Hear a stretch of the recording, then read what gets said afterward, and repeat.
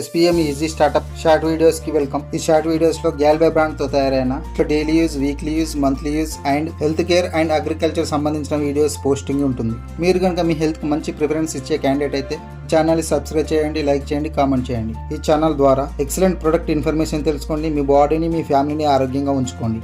ఈ వీడియో ద్వారా గ్యాల్వే దంతూరం హెర్బల్ పంచతంత్ర టూత్ పేస్ట్ గురించి తెలుసుకుందాం.